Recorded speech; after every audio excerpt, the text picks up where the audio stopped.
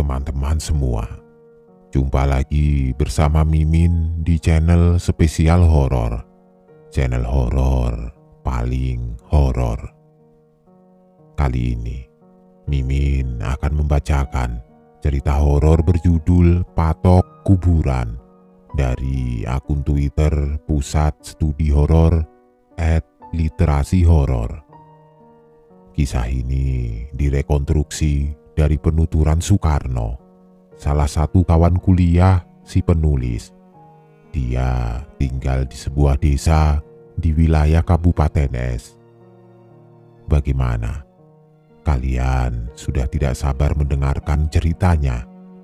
Kalau begitu, langsung saja. Selamat menyimak. Kalau kalian berani. Kala itu, desanya belum banyak penghuni. Rumahnya di pinggir jalan utama penghubung dua kabupaten. Lalu lintas pun tergolong sepi. Sebagian besar warga masih sangat bergantung pada transportasi umum untuk bepergian, seperti bis antar kota dan angkutan desa. Seperti lazimnya, warga yang tinggal di pinggir jalan raya, orang tua Soekarno membuka usaha warung makan. Kebanyakan pelanggan adalah sopir angkutan desa maupun truk yang singgah untuk makan dan mengasuh sejenak sembari ngopi. Warung itu buka sejak pagi hingga sore. Tapi hari itu, warung tutup lebih sore karena kebetulan ada beberapa supir dan kernetnya yang masih singgah. Mereka adalah supir truk yang membawa barang dari luar provinsi menuju provinsi lain. Kabupaten Es jadi tempat singgah yang pas karena berada di tengah-tengah rute perjalanan. Setidaknya sopir-sopir itu harus menempuh perjalanan kurang lebih setengah hari lagi untuk sampai di tujuan. "Sudah banyak yang habis, Pak, makanannya?"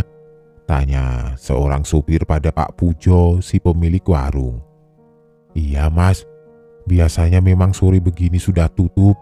Ini kebetulan ada sampean semua. Mungkin mau dilarisi semua dagangan yang masih ada," jawab Pak Pujo sambil tersenyum. "Iya, Pak, sebentar lagi paling kami jalan. Itu teman-teman saya lagi betulin ban yang bocor," jawab si supir. "Lebih baik nunggu habis maghrib saja, Mas, baru jalan lagi," saran Pak Pujo. Selain Pak Pujo, di warung ada Soekarno dan dua kakaknya. Adapun Bu Pujo sendiri sudah di rumah sejak habis asar. Warung itu memang terpisah jarak, sekitar 500 meter dari tempat tinggal Pak Pujo dan keluarganya. Warung itu dulu adalah rumah almarhum orang tua Pak Pujo, yang kemudian disulap jadi tempat usaha.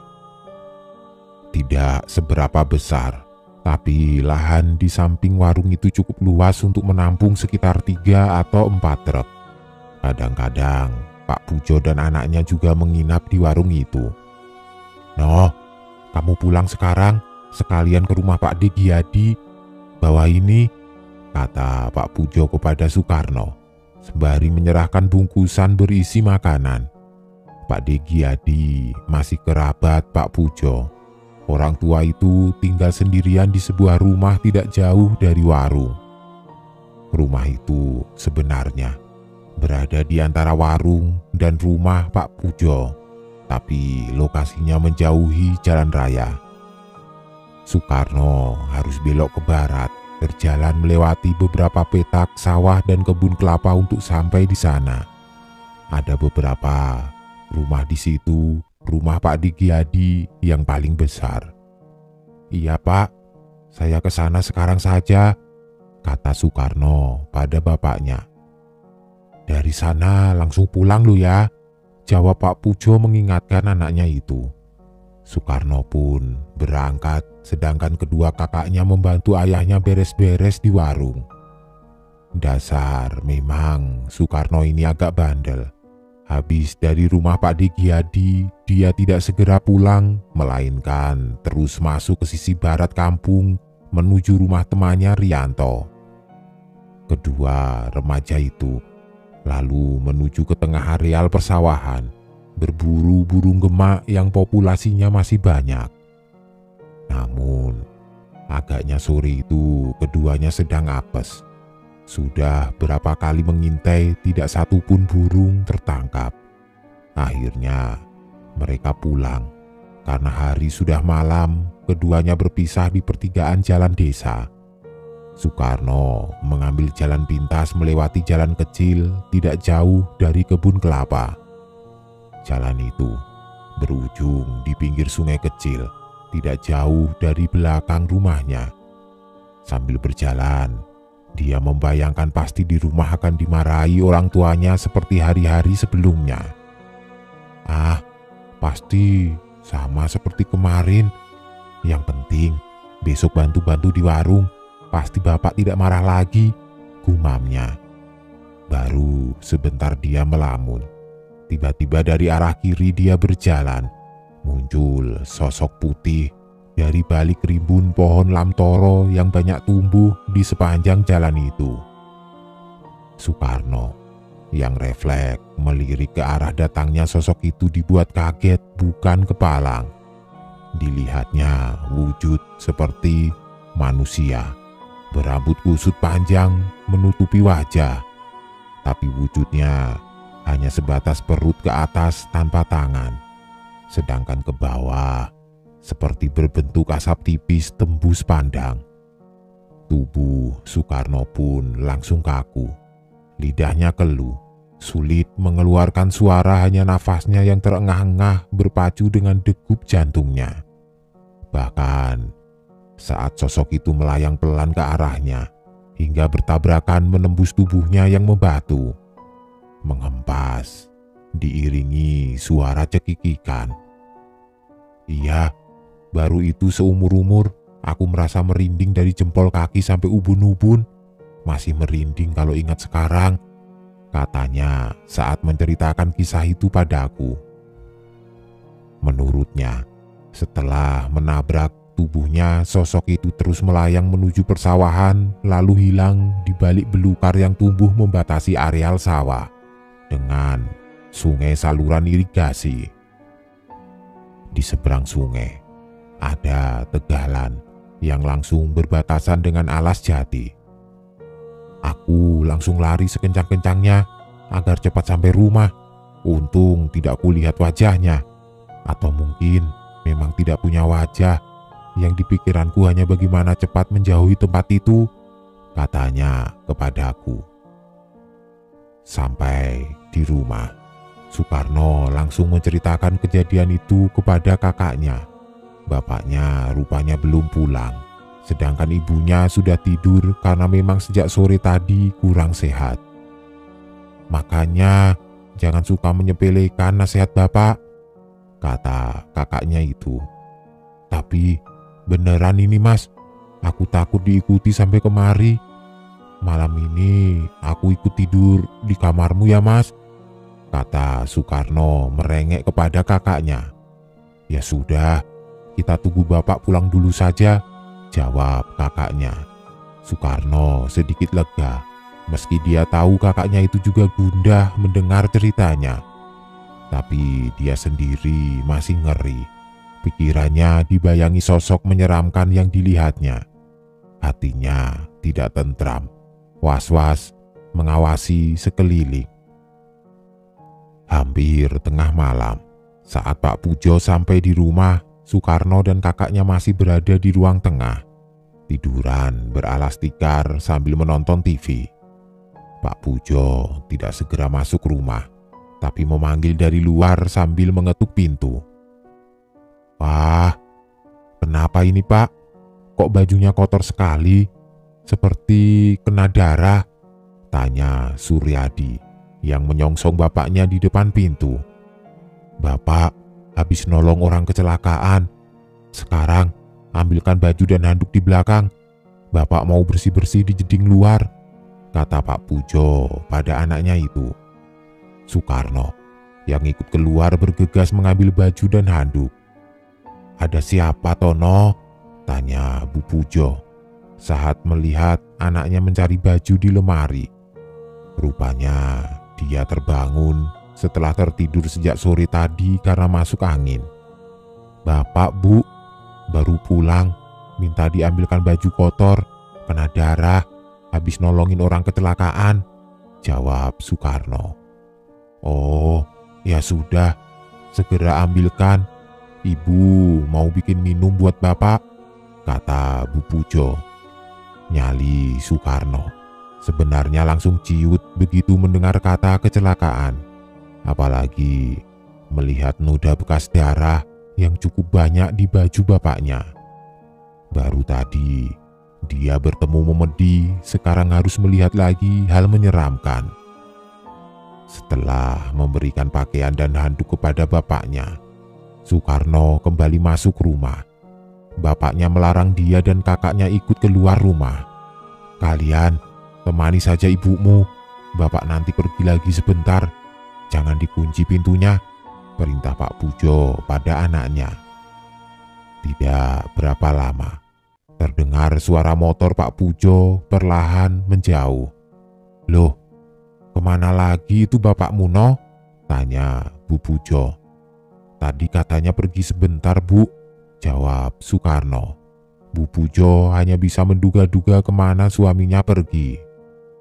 Memang benar. Tidak lama kemudian, suara motor Pak Pujo kembali terdengar memasuki halaman. Dia langsung masuk rumah. "Dari mana toh, Pak? Kok pergi lagi?" tanya Bu Pujo.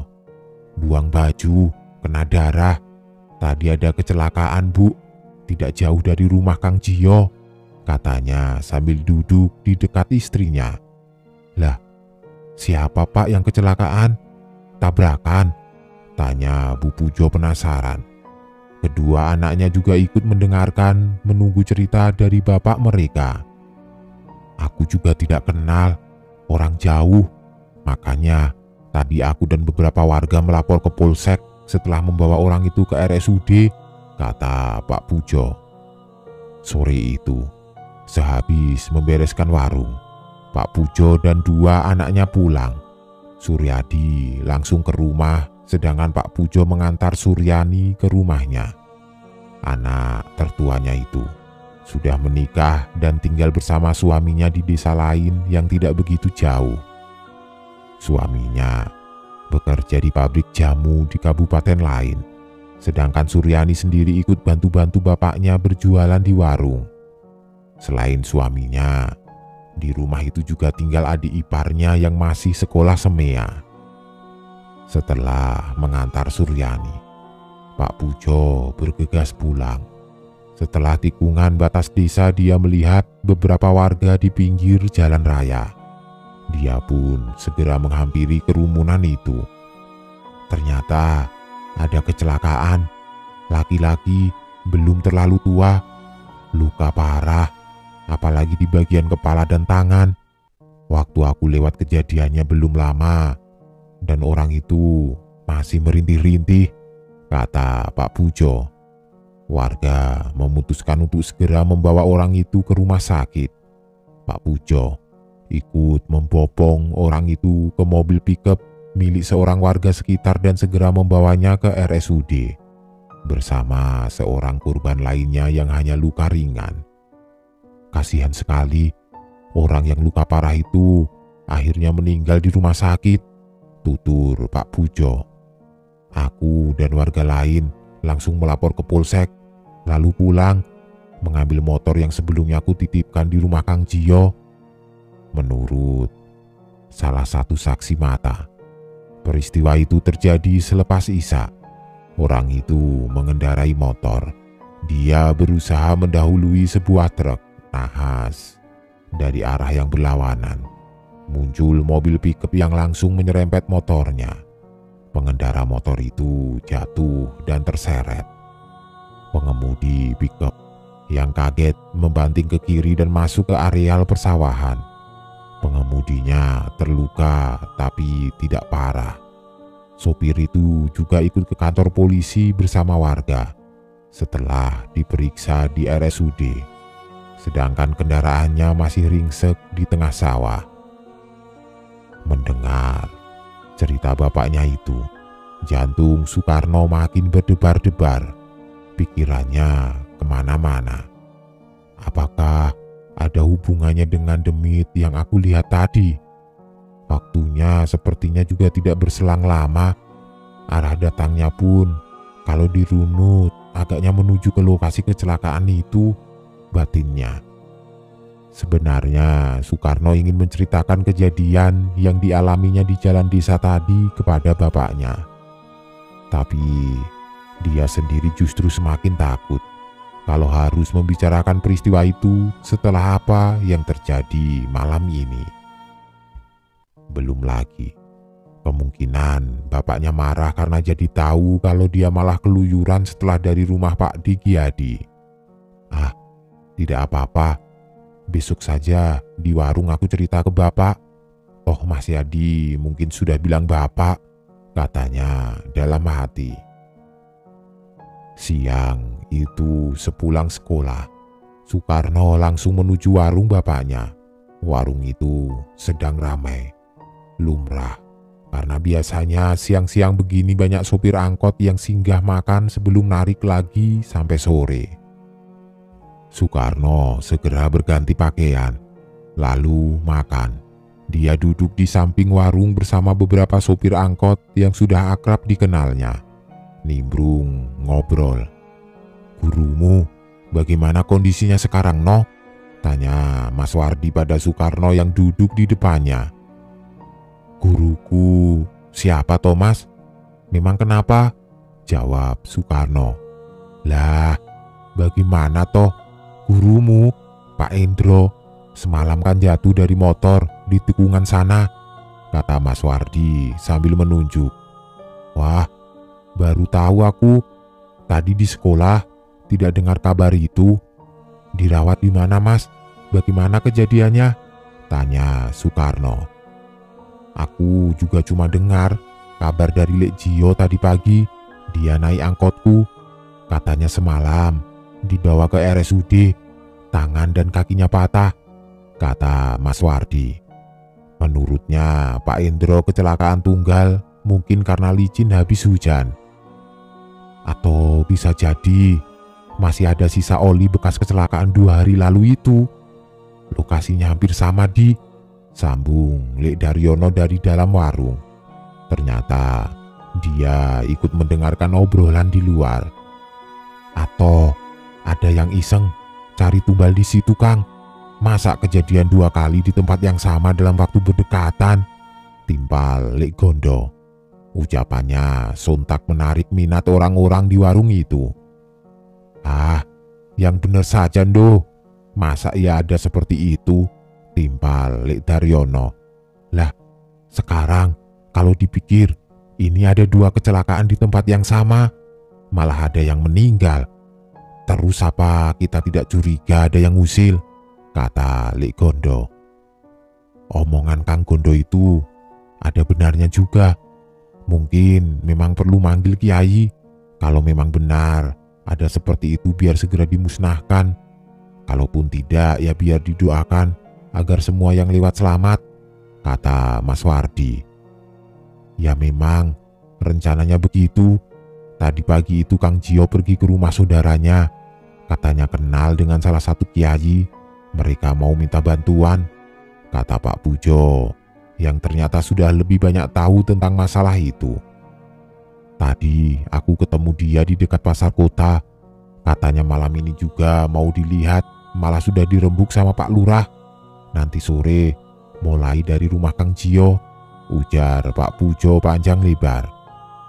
Menurutnya ada salah satu pemuda desa, Gunadi namanya, yang melihat sesuatu yang aneh pada malam sebelum kecelakaan yang pertama. Dia pulang berburu gemak. Dia melihat 2 orang berboncengan dengan motor mundar-mandir di jalan itu. Mereka sempat berhenti di tugu dekat tikungan. Salah satu orang itu lalu turun dan seperti menaruh sesuatu di pinggir jalan. Orang itu lalu menyalakan api yang segera dipadamkan lagi dan tinggal asap. Gunadi mengira orang itu sedang menyalakan rokok saja. Makanya dia langsung pulang dan tidak mempedulikan kedua orang itu lagi. Baru setelah beberapa hari kemudian dia mendengar kabar kecelakaan di lokasi itu. Karena curiga, dia bercerita kepada Pak Leknya yang tinggal tidak jauh dari lokasi kecelakaan. Lah, ya Kang Jio itu, jelas Pak Pujo, kepada orang-orang di warungnya yang kini berkumpul menyimak. Wah, aku harus ikut nanti sore ini. Penasaran aku, kata Lek Gondo. Samando, aku ya ingin ikut melihat juga, sahut Lek Daryono.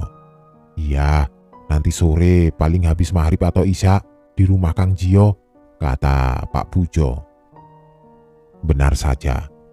Sore itu sehabis isya rumah Kang Jio sudah ramai warga. Sukarno dan kakaknya Suryadi datang juga setelah mendapat izin dari bapaknya. Pak Pujo sendiri justru tidak bisa datang karena mengantar Bu Pujo periksa ke mantri kesehatan di dekat kecamatan karena sakit flu berat. Di rumah Kang Jio juga sudah ada Pak Lurah dan Pak Kiai. Mereka masih bercakap-cakap tidak langsung memeriksa lokasi kecelakaan. Pak Kiai ternyata sudah sempat lewat tempat itu sore tadi. Katanya memang merasa ada hawa yang tidak enak, kata Sukarno menceritakan kejadian malam itu. Pak Kiai minta dicarikan daun kelor. Lalu berangkatlah kami ke lokasi.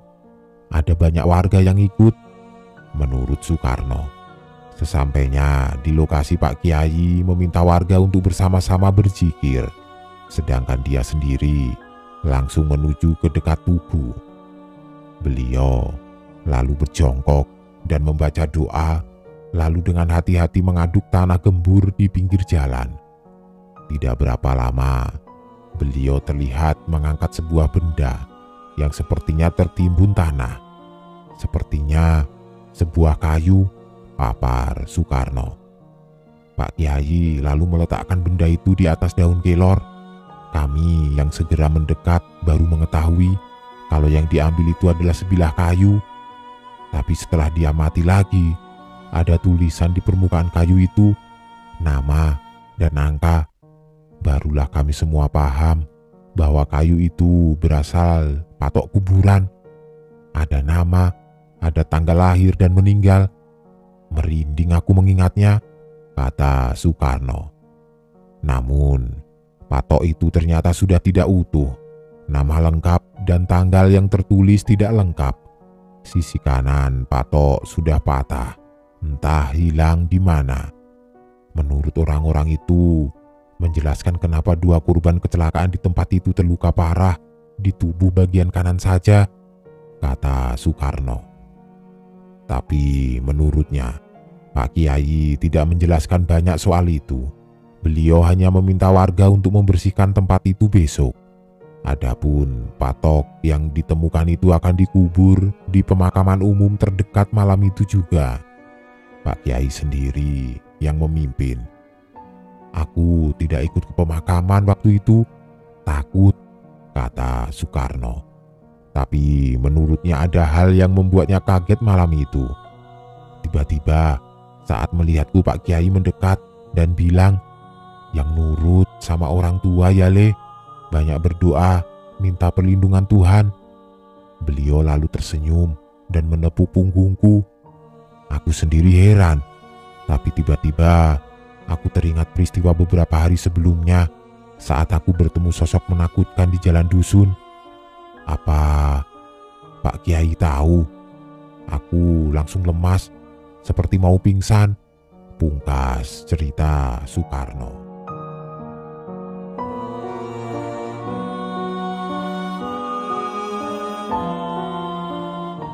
Selamat malam teman-teman semua.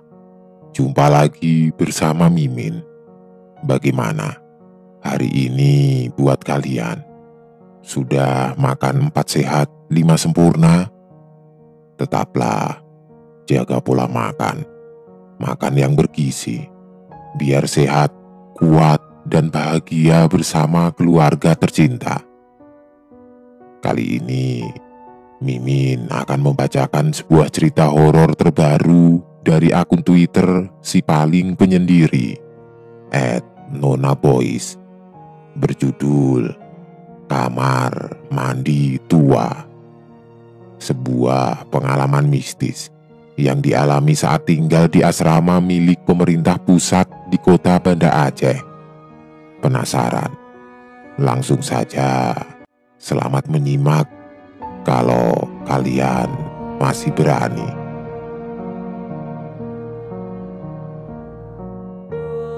Aku mau cerita tentang pengalaman mistis yang pernah aku alami saat tinggal di asrama milik pemerintah pusat yang ada di kota Banda Aceh. Aku tidak akan menyebut merek karena asrama yang aku maksud ini masih aktif sampai sekarang. Sebelumnya, aku mau mendeskripsikan asramanya terlebih dahulu. Jadi, asrama ini punya dua bangunan, bangunan lama dan bangunan baru. Penghuninya dipisah berdasarkan tahun masuk asrama. Penghuni baru ditempatkan di asrama lama, yang satu kamarnya bisa diisi sampai 6 orang. Sedangkan penghuni lama ditempatkan di asrama baru yang per kamarnya hanya diisi 2 orang saja. Sebenarnya, pembagian kamar ini tidak ada masalah. Walaupun asrama lama per kamarnya ditempati rame-rame, tapi kamarnya jauh lebih luas dari asrama baru. Yang jadi masalah adalah kamar mandinya. Kamar mandi asrama baru berada di dalam bangunan, sedangkan kamar mandi asrama lama terpisah dengan bangunan, alias berada di luar. Kamar mandi asrama lama juga kurang terurus, jorok, bau, bahkan hampir tidak layak pakai. Sangat cocok dijadikan markas para makhluk halus. Baiklah, sampai di situ dulu pendeskripsian asramanya. Kita langsung masuk ke cerita. Kejadian mistis ini aku alami saat tahun pertamaku tinggal di asrama, yang artinya aku masih ditempatkan di bangunan lama. Singkat cerita, aku terbangun sekitar jam 2 malam karena perutku tiba-tiba melilit. Aku dan temanku Rara, nama samaran, sudah sepakat untuk saling membantu saat terjadi hal-hal krusial seperti yang aku alami kala itu. Tapi aku malah nekat keluar sendiri karena merasa tidak tega mengganggu waktu istirahat temanku. Pintu keluar asrama lama ada 2, pintu depan dan pintu samping. Aku berjalan menuju pintu samping karena letak kamar mandi berada di samping bangunan. Jarak antara bangunan asrama dan kamar mandi hanya terpaut sekitar 2 meter, dipisah dengan tempat jemuran yang tidak pernah kosong, sehingga menghalangi pandang saat malam hari. Ketersediaan air selalu menjadi masalah utama bagi penghuni asrama. Perutku semakin melilit, dan sialnya, air di semua bilik kamar mandi hanya tersisa sedikit. Tapi ada satu bilik yang airnya selalu banyak. Bilik kamar mandi nomor 2 dari paling ujung. Aku rasa sebagian penghuni asrama pasti sadar kalau air di bilik itu hampir selalu penuh. Mungkin karena jarang dipakai, atau mungkin karena bersebelahan dengan kamar mandi yang tidak pernah dipakai. Aku sudah putus asa. Benar-benar tidak ada pilihan selain masuk ke sana. Dalam hati aku terus berharap agar semuanya baik-baik saja. Tapi yang namanya setan selalu punya cara untuk mengganggu manusia. Tidak lama, Setelah aku memulai ritual, tiba-tiba terdengar riak air dari kamar mandi sebelah, kamar mandi paling ujung. Yang aku tahu, tidak ada satu orang pun di kamar mandi selain aku. Bahkan seharusnya kamar mandi itu tidak memiliki persediaan air. Aku berusaha agar tetap tenang, tapi suara di sebelah semakin ribut, seperti seseorang yang sedang bermain-main di dalam bak. Aku ingat betul, malam itu tidak ada angin, tapi pintu di depanku terus bergerak. Bukan seperti digedor, tapi seperti sengaja digoyang-goyang. Aku juga mendengar suara batu menggelinding di lantai kamar mandi lebih dari satu kali. Lalu setelahnya, aku mendengar seseorang menjemur pakaian. Manusia mana yang menjemur pakaian di atas jam 2 malam? Pada akhirnya, aku menyerah. Bahkan perutku seketika berhenti melilit. Aku bersiap-siap ingin keluar, tapi aku sangat takut dihadang makhluk halus di depan pintu. Dengan sisa keberanianku, aku benar-benar keluar dari bilik kamar mandi dengan pandangan lurus ke depan, berlari secepat yang aku bisa, hingga rasanya kakiku tidak menyentuh lantai. Puncaknya adalah saat aku melewati tempat jemuran. Tali-tali jemuran tiba-tiba bergerak seperti dipukul kasar.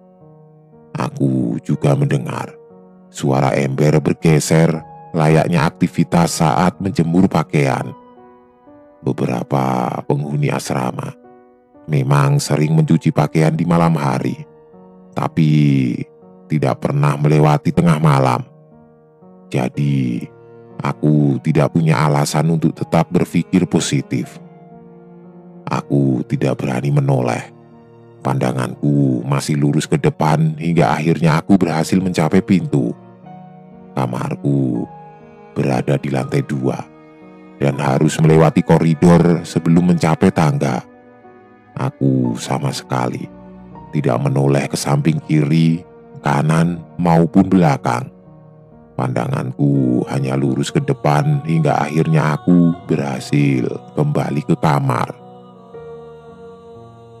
Aku tidak pernah menceritakan kejadian ini pada penghuni lain.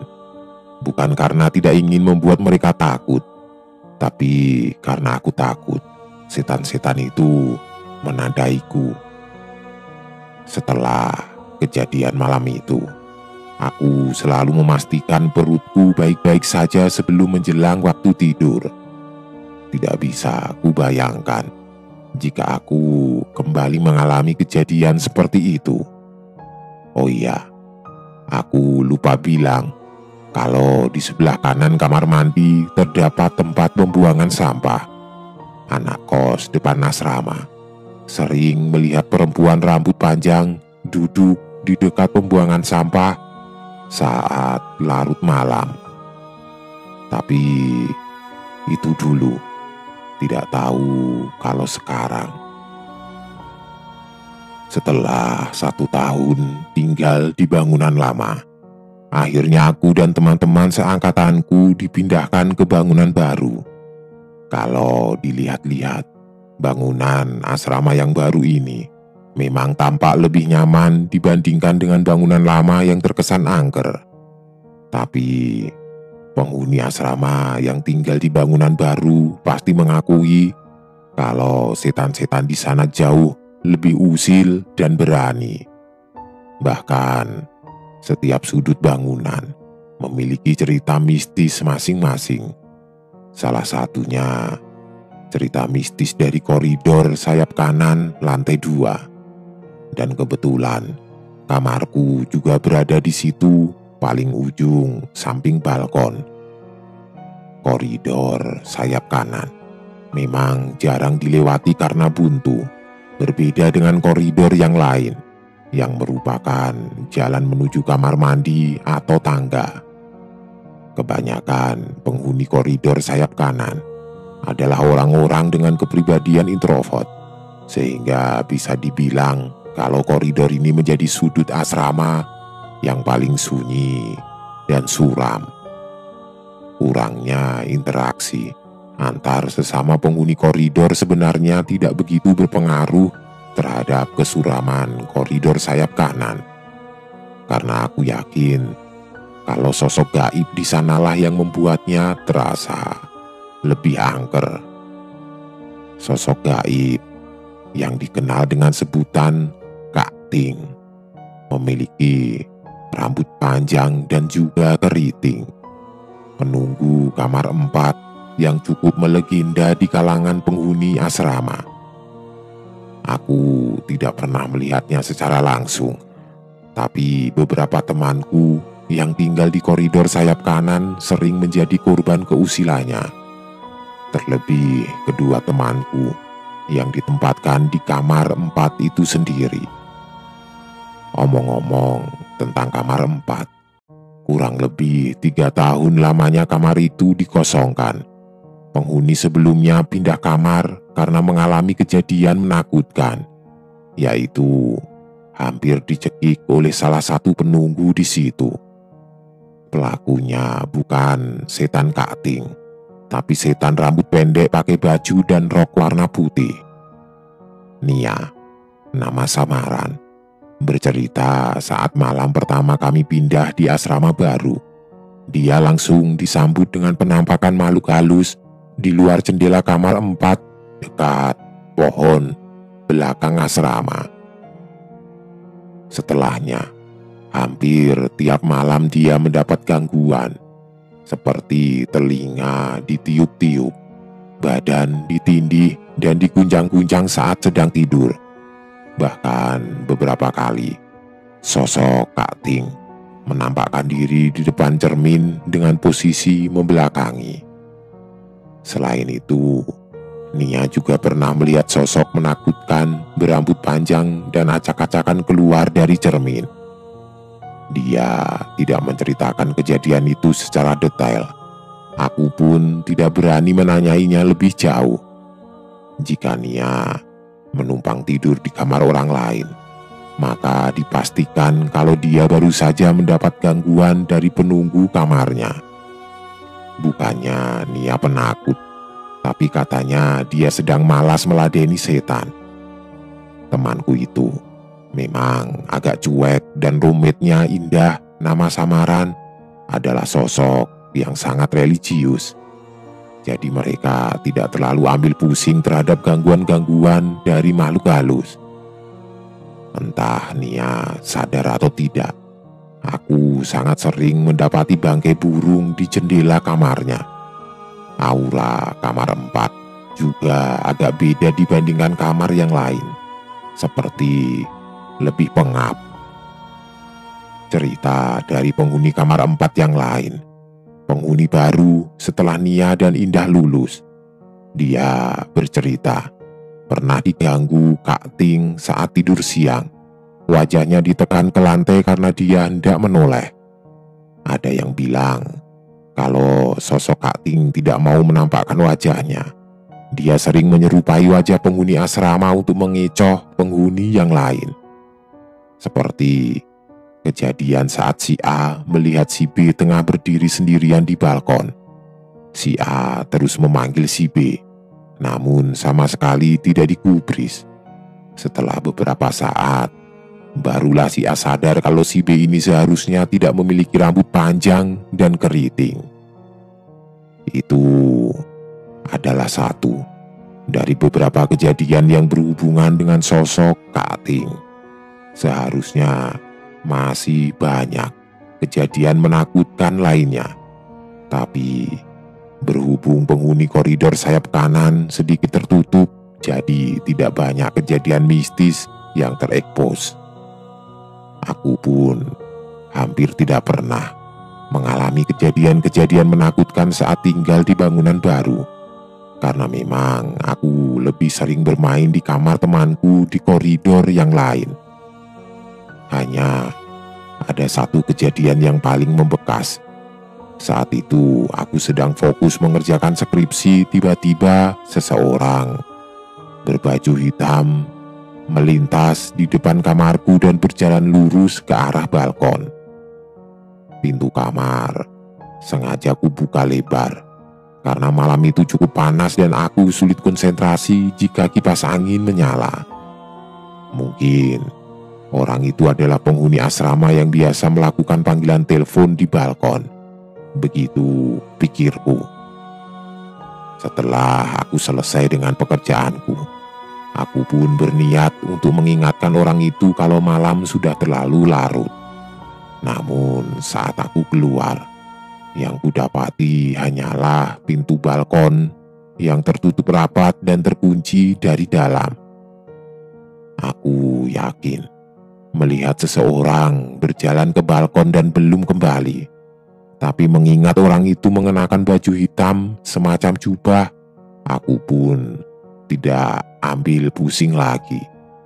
Sudah paham kalau sosok itu adalah salah satu penunggu kamar 4 yang belakangan sering mengganggu penghuni kamar lain di koridor sayap kanan. Kabar terakhir yang aku dengar adalah Kak Ting pindah ke kamar Winda, nama samaran. Kamar di samping kamarku yang berhadapan langsung dengan kamar 4. Winda juga mengalami hal serupa dengan penghuni kamar 4 yang baru. Wajahnya ditekan ke lantai saat hendak menoleh. Menurutku, pengalaman mistis Winda jauh lebih menakutkan dari penghuni kamar 4. Dia pernah terbangun saat merasakan tubuhnya melayang di udara dan kembali terhempas sebelum dia sempat berteriak. Agak mustahil tidak sih?